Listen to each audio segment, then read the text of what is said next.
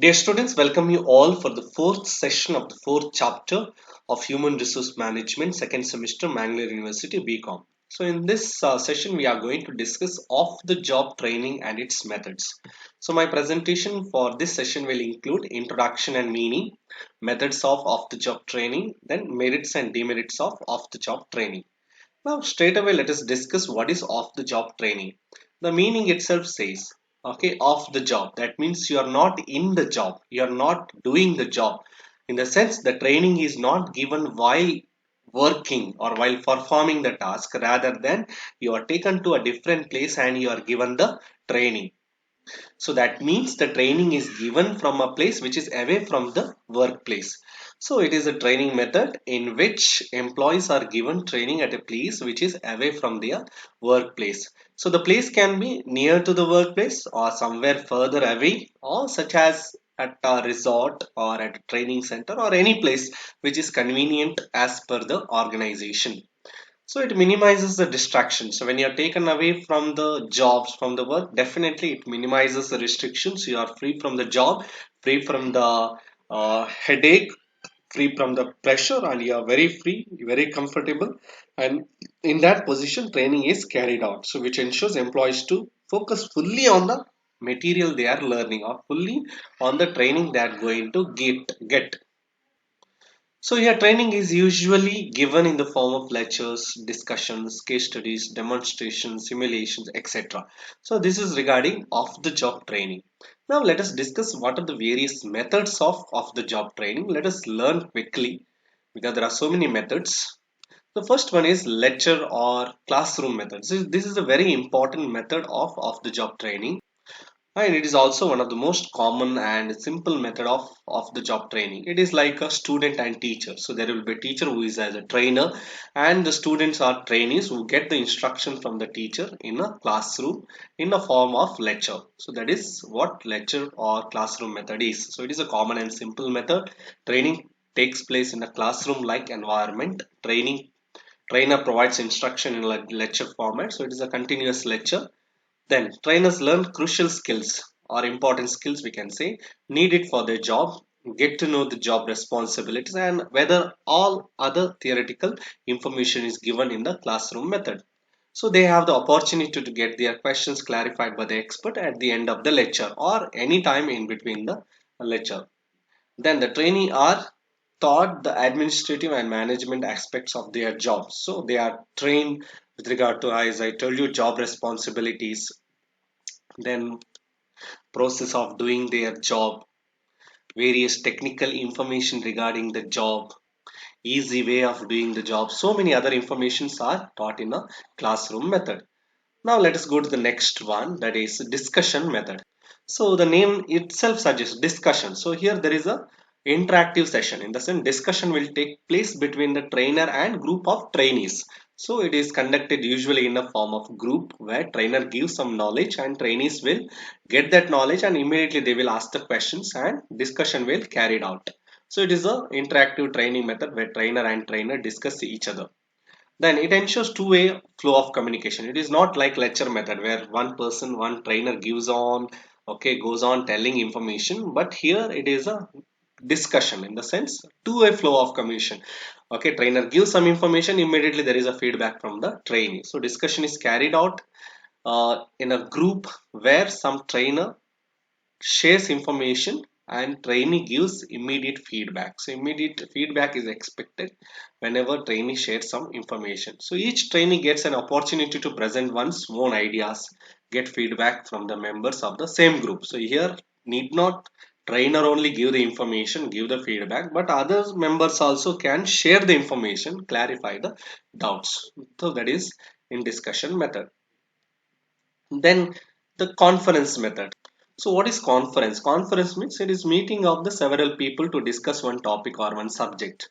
So usually there will be one speaker or one expert who will deliver his information, and other persons will listen to the information, and they will, again, it is like a discussion form. But here conference, in the sense a meeting of several people to discuss any subject, is called as conference. So this method is used to train usually this conference method is used for clerical and managerial personnel, so cannot be for the lower level workers. Then an expert in the field is selected as a trainer who will address the all the personnel, in the sense all the trainees. An expert imparts the knowledge on technical skills or job skill or share whatever different skills or whatever the topic which is given to him, and shares the latest information on the area which is given to him.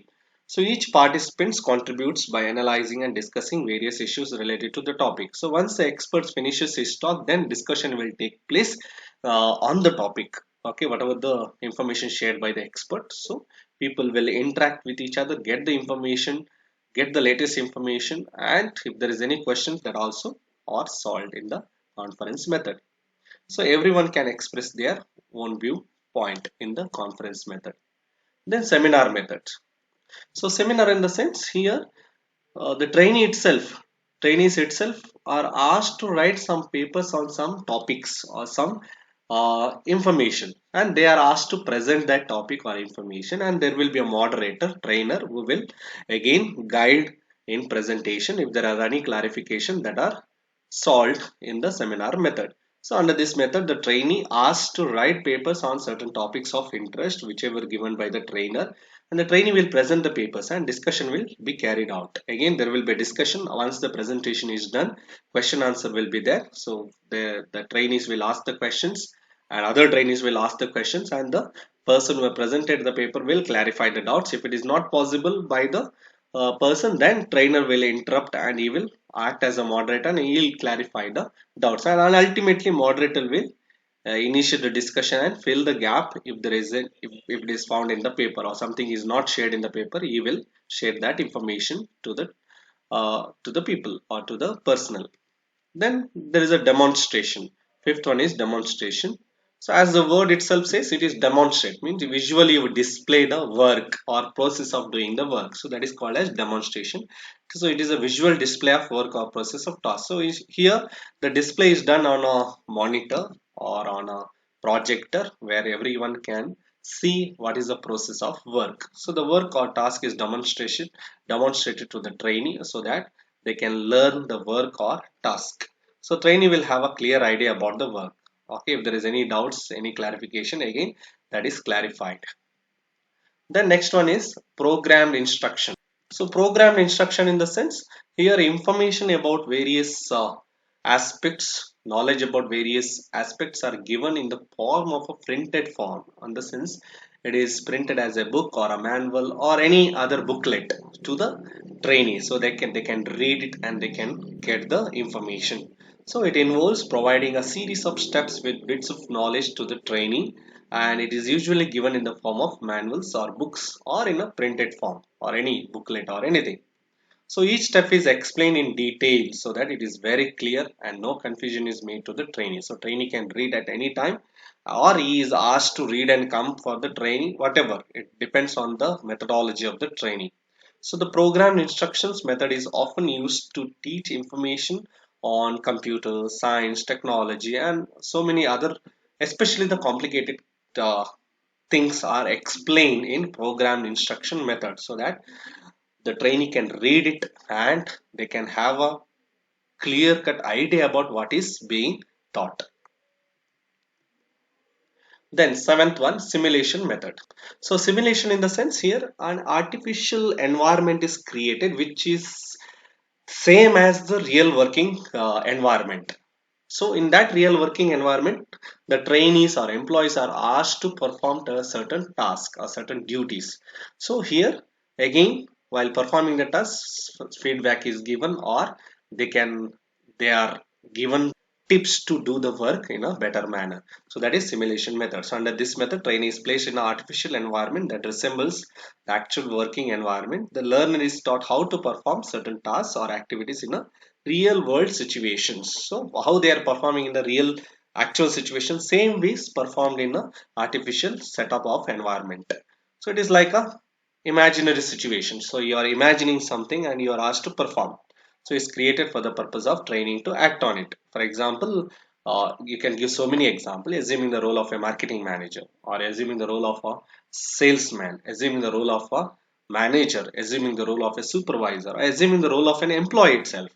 Okay, and solving the marketing problems or creating a new strategy, etc. If you are a marketing man acting as a manager, so you can have so many other simulation techniques. The next one is case study method. So what is case study method? So usually a case, a real life problem faced by the business is given to the trainees, and they are asked to discuss the case and come out with the different ideas or different solution to that case. So that is case study method. So in this method, case is given or assigned to the trainees. So case may be a problem confronted by the business which can be solved by the trainee. So trainee can learn and develop the reasoning ability by discussing the case. So what the trainees have to do, they have to discuss the case in detail, understand the case in deep, and then they have to suggest some ideas or solve the problem. So this method improves the ability to evaluate the facts and appreciate others' viewpoint. So what happens when you are discussing the case, you have to listen to the everybody's points. So if it is this is my view, if it is somebody's view, you have to respect that view and you have to come to the consensus. So the trainee comes to understand more than one ways to analyze the problem. So you will get so many solutions to a case, not one solution. There are so many solutions because there are so many trainees who will give their solutions. So here trainee comes to know that there are other methods also, there are other solutions also to one problem. So more than one solution to a problem. Then ninth one is business schemes. So under this method, what happens? The trainees are divided in groups, and each group has to discuss about various activities and functions of an imaginary organization. It's like a conducted like a game. Okay, so you are divided into different groups, and each group is given certain games to perform. Okay, which has real life activities which are carried on in a business. For example, if it is regarding a sales, so two trainees are asked to sell products. One will be a buyer, one will be a seller. If it is really stock market, then okay, you are asked to really buy and sell the stock. So likewise, so business games are conducted in a group wise so that the trainee will know the actual scenario of their function. So here they will discuss and decide about various subjects, like it can be so many things. I just given here production, promotion, pricing, or management, financial management. So many things can be done. Then this gives a result in cooperative discussion making process. In the sense here, all the groups are have to mutually discuss each other, and then they have to come to a consensus, or then they have to make a decision regarding whether to, if it is a selling or buy or sell, whatever. Okay, depends on the objective of the game.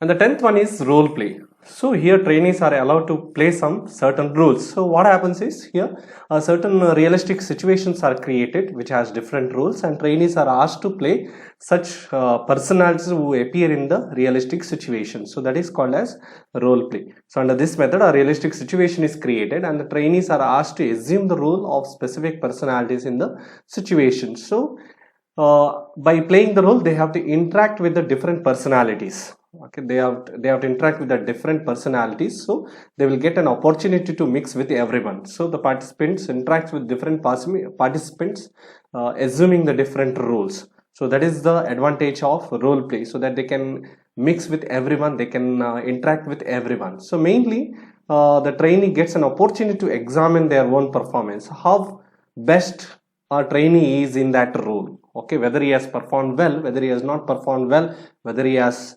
done justice to the role that he has played in the realistic situation. So trainee will get an opportunity to examine himself or herself. Then role playing helps to promote the interpersonal relationship, and also attitudinal change. So since you are playing a different role, you will be in that role. So from that role you have to interact with so many other roles, other persons within the group.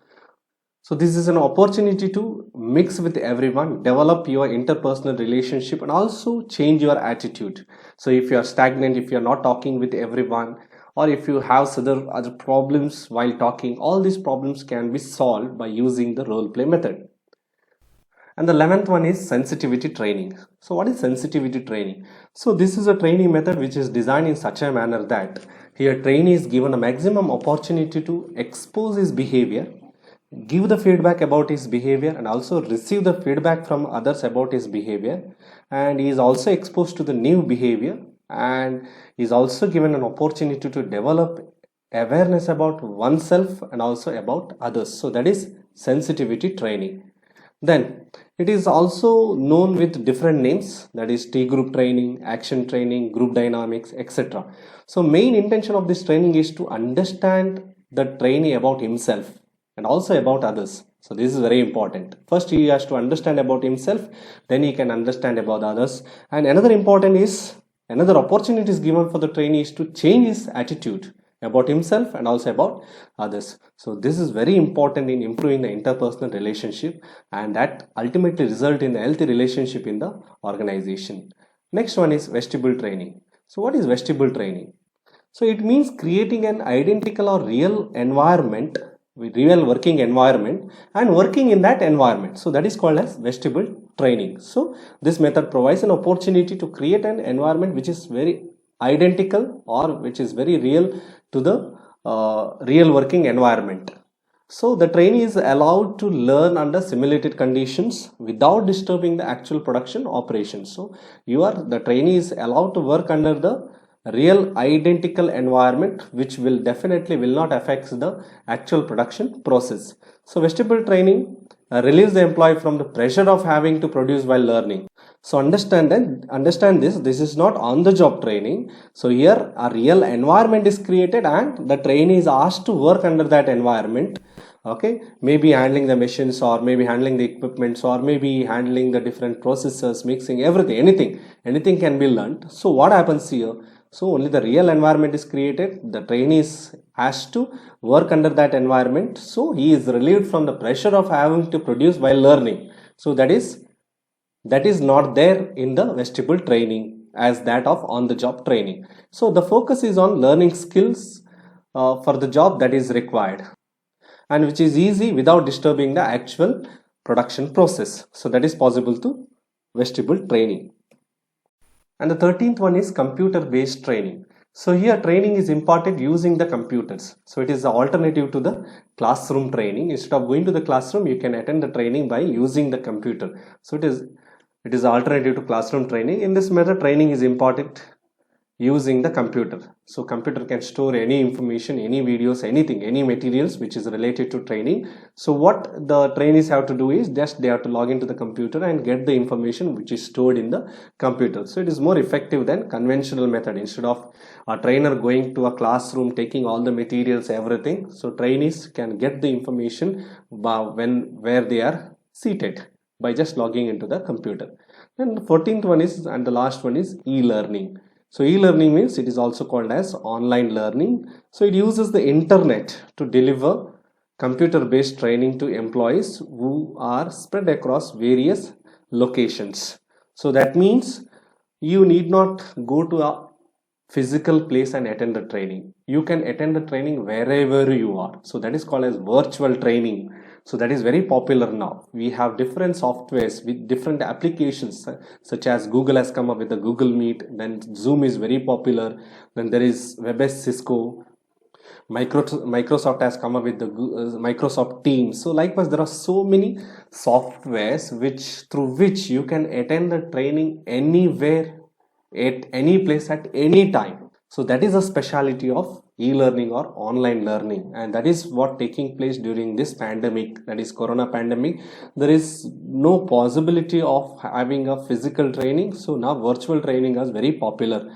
So also known as online training and web-based training. So that's all from off the chain training methods. Now let us discuss quickly the merits of the job training. So first one is very effective method.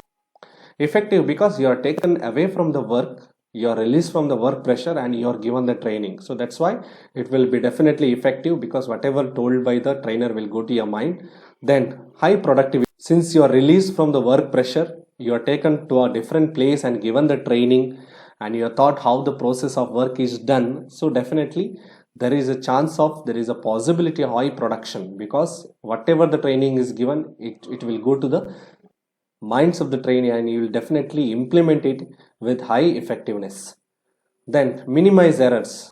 instead of teaching on the job that this is what you have to handle the training, machineries, equipments, you are taken to a real work environment and your thoughts, this is how we have to handle the machineries, this is how we have to perform the work. So this will definitely minimize the errors.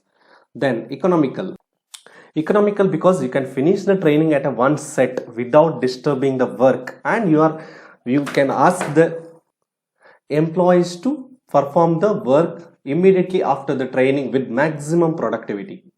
Then no disturbance. So here, since you are apart from the work, there is no disturbance while training. Then time saving, so you need not give the instruction again and again and again. At one place you can give all the instruction, clear all the doubts, and you can done with the training. There are demerits also from this method, that is, it is an expensive method. Why? Because you are taken away from the work and you are not working, you are not producing anything, and still you have to spend more on training because it is at a different place. Then completely detached from the workplace, so you will feel that you are theoretically learning everything without any practical things, but that is not the case. You are practically also you are taught, but since you are detached from the workplace, there is no direct connection with the work, then may lead to dissatisfaction. Since you are not working and you are just taught this is how you are to work, so that may cause some dissatisfaction because still you are not begun the work, and that tension will be there in the minds of the workers. Then loss of potential output, definitely, because you are not working, you are taken to a different place and you are given the training, so yeah, there is no potential output. Then may become waste if trainers are incompetent. If the person who is training the trainees is incompetent, is not an expert, then whatever the training given is, definitely it's a waste of time. So that's all from this video. Thank you for watching this video.